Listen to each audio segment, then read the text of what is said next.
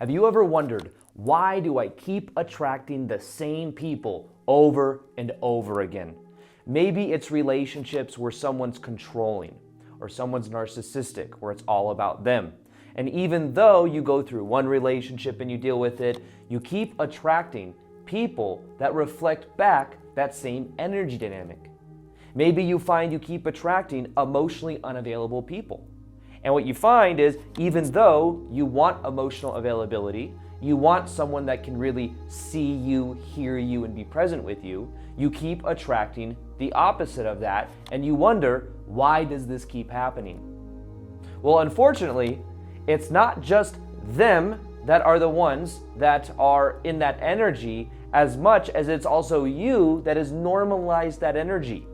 The common denominator here is there's a certain subconscious pattern that is on autopilot that is attracting that person into your life. Now in this video, what I'm going to do is I'm going to show you how to break the pattern of continuing to attract people that are not right for you. Now the first point of this entire thing is that in this moment right now, this might be kind of hard to hear, they are right for you. They are right for you. So what am I saying? Am I saying you need to try to make it work with them? Am I saying they're the perfect person, the soulmate you're meant to be with forever? No. All I'm saying is that every relationship serves a purpose. And sometimes a relationship can be showing you the parts of yourself that you're not tapping into. They can show you the parts of yourself that maybe are suppressed or repressed, and maybe there's a part of you that must come out to then balance out that relationship, to maybe say no to it, but to also learn the lesson. And many times, if somebody, think about it, of an empath, someone that can feel other people's energies and is very sensitive to that, and a narcissist, someone who does not feel their energy, and what they do is they manipulate the environment to get their needs met, what happens is these two different energies, they attract each other because there's something to learn from them. They each have a suppressed, repressed part of themselves that the other possesses. And the narcissist actually has something for the empath to learn. And that is for them to go into their own power. The narcissist has a perceived sense of being in their own frame. Even though it's a toxic frame of reality, nonetheless, it's a frame. And they're not afraid of exerting that frame into their environment, whereas the empath will hold it in and not express themselves. So what happens is the empath ends up tiptoeing around, and then this narcissist that's controlling and demanding and is able to easily move things around and manipulate people. But also let me point out as well, the empath, their means of manipulation is different. It's still manipulation. It's just that instead of I will take and demand, it's I will give to then get. Now it's important to realize this because the key is it's a subconscious mechanism, coping mechanism to get the needs met. Both of them have the same core wound of a form of abandonment wound. The means are I will give to then get. Who do I need to be? How do I tiptoe around in order to get tension resolved so that I can feel worthy and validated? Because also this person in their own strong frame of reality, they feel has that form of validation. And then over here, it's this person is willing to do whatever I tell them to do and is willing to keep trying to fix me. So therefore, I can continue to manipulate. And you say, well, how do you break these patterns? How does the empath learn the lesson and break the pattern? Well, the empath learns to lean into the tension, learns to lean into to express themselves. And what happens is as the empath does that, they may then realize, I don't want this energy in my life anymore. But see, prior to that, they're so afraid that they're playing the game. You see, the relationships you attract into your life, you believe is what you are worthy of.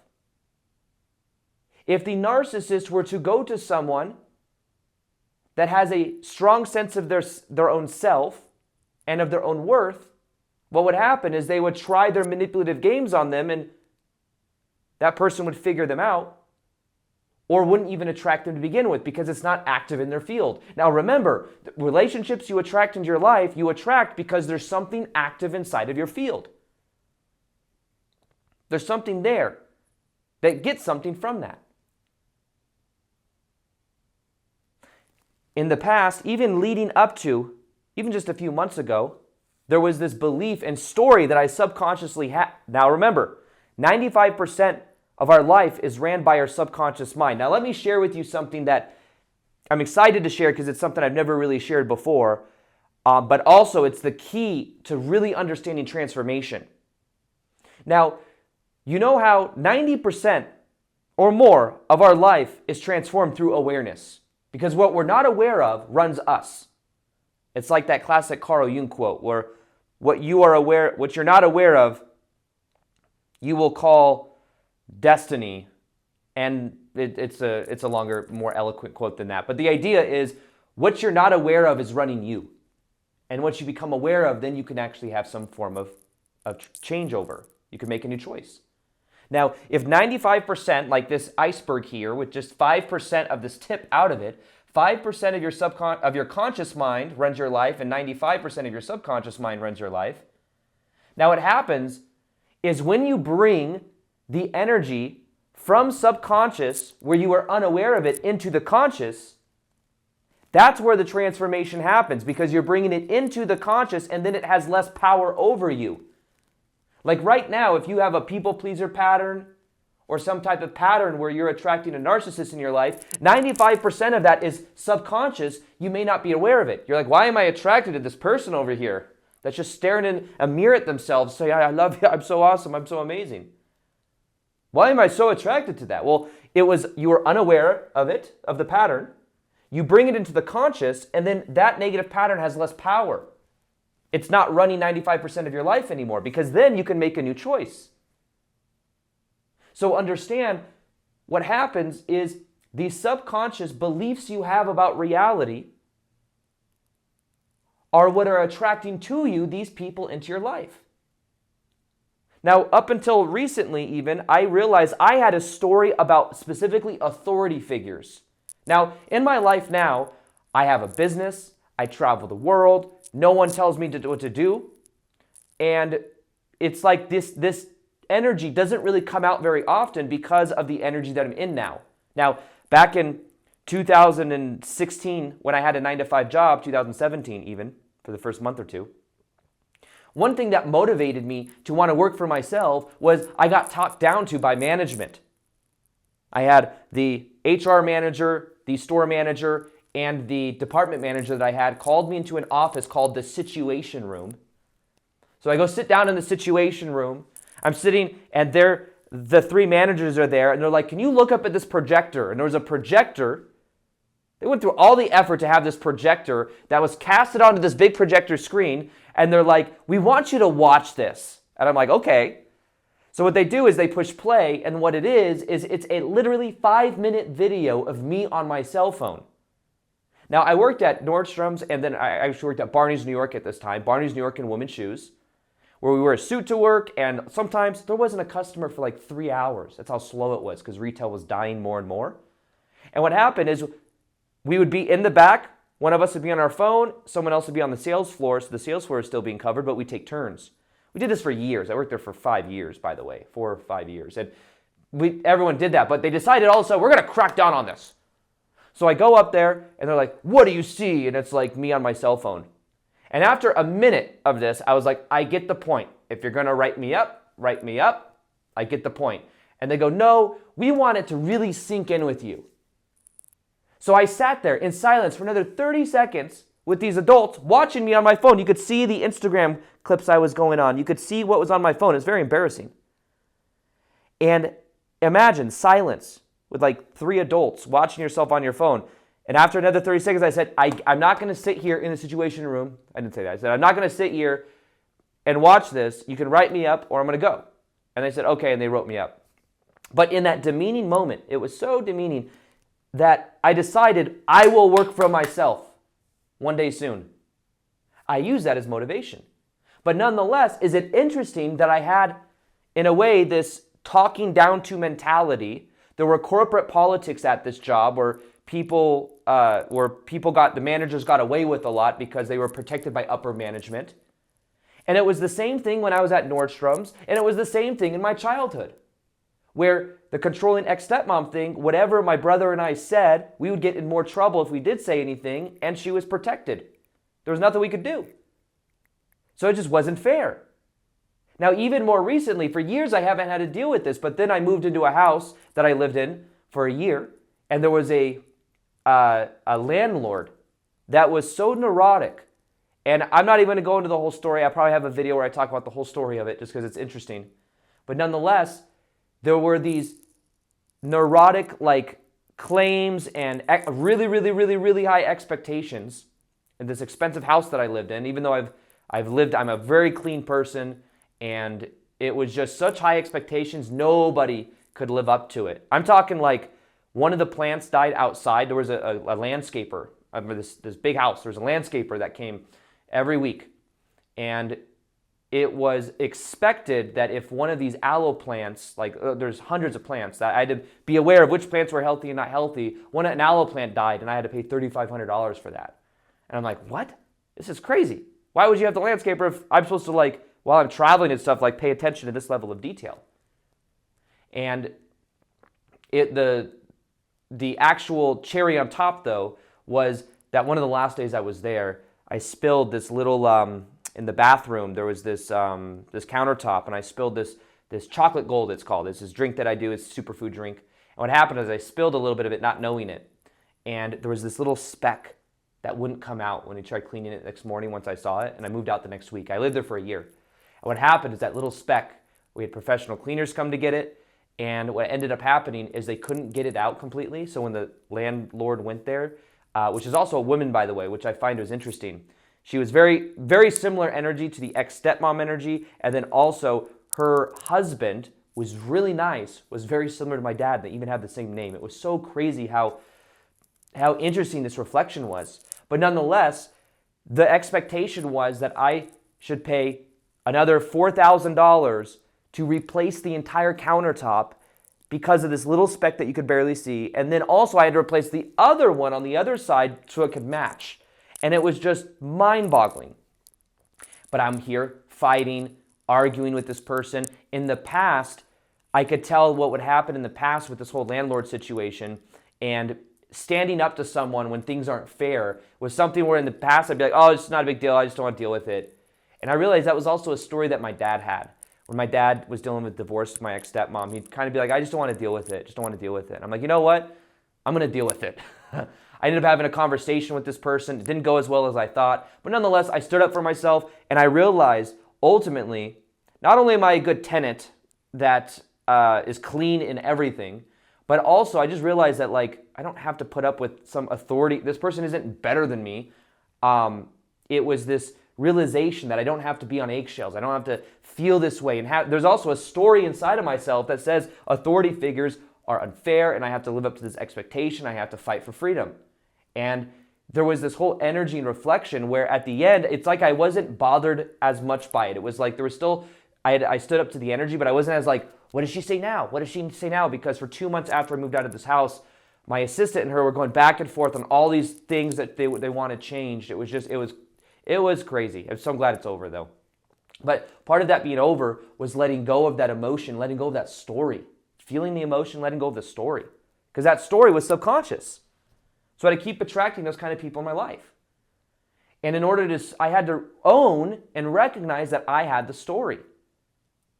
And the funny thing about after my ex-stepmom left my life when I was 17, I kept attracting controlling women in my life, either in the form of, there was 1 or 2 ex-girlfriends, but then also that, a jealous girlfriend that was it was an interesting energy that then led to managers, that then led to me shedding that energy more and more. And now when it does pop in, I'm way more aware of it, and I'm able to let it go much easier.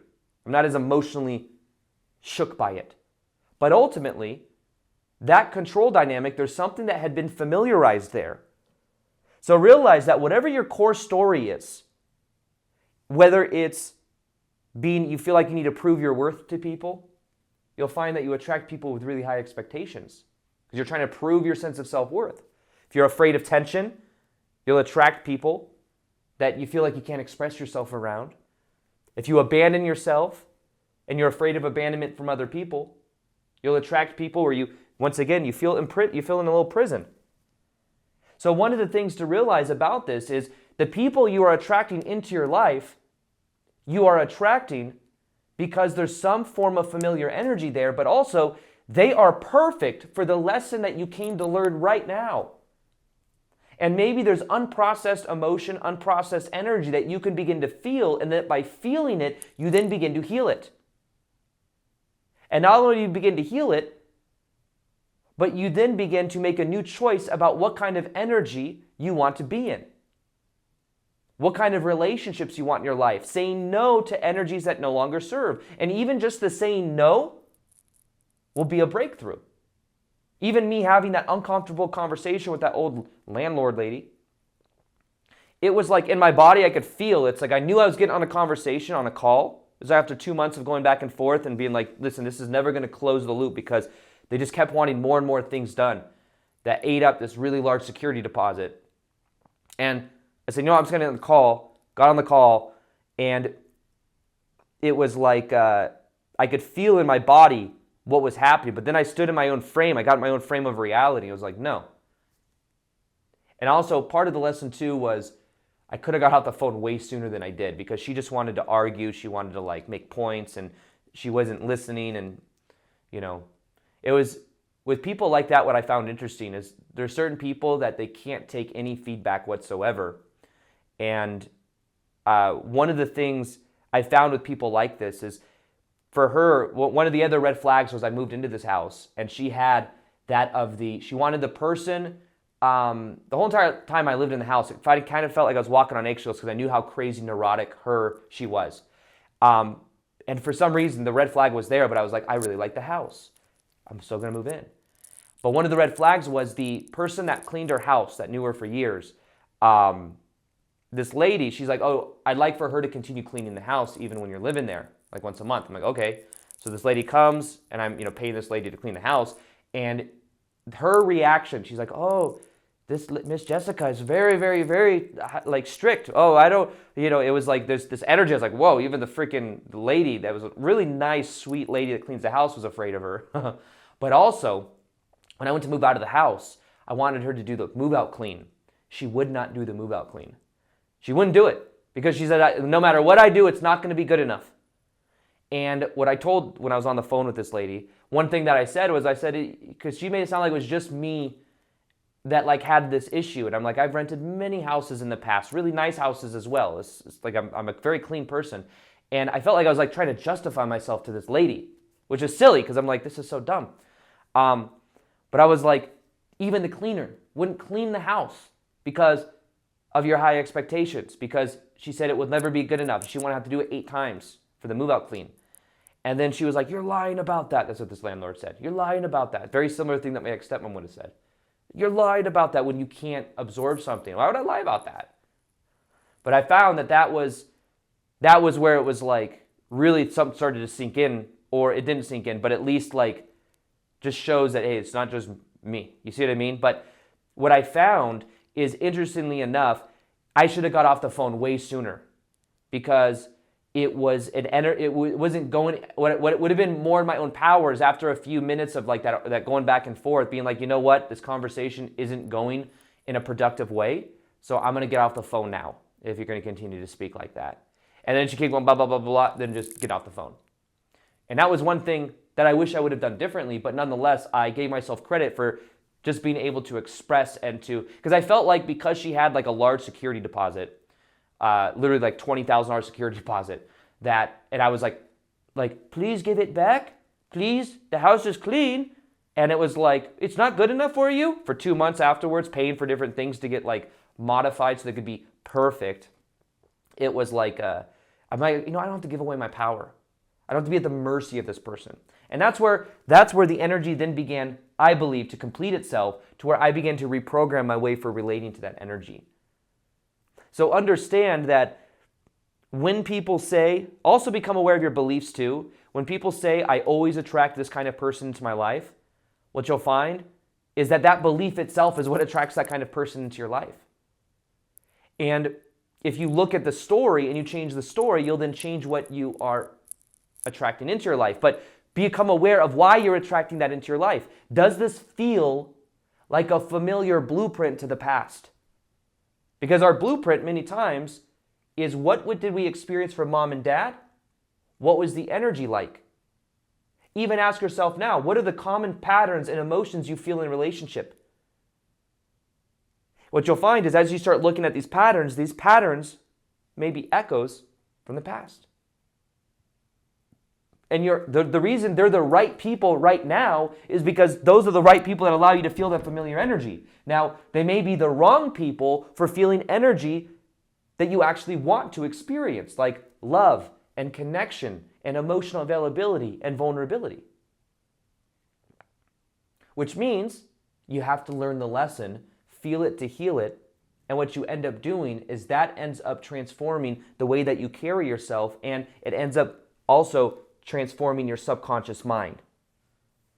Now, one of the most powerful meditations I have, by the way, to really get to the core of this is doing an inner child meditation.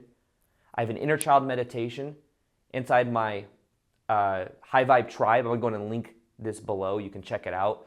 You can join for free, and there's an inner child meditation there that will help you energetically clean, feel, and heal this energy so that you can feel more energetically clear in your field.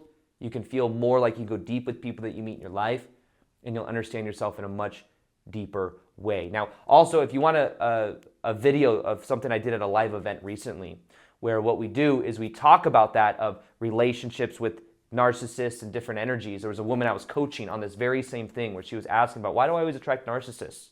I'm going to go ahead and link this video right here. I was in a relationship. So my gut was telling me that he's going to break your heart basically or whatever, right? But my therapist was like, no. It's not him. He's a great guy. He's not going to do that. It's your childhood wound. And yeah, it ended up happening.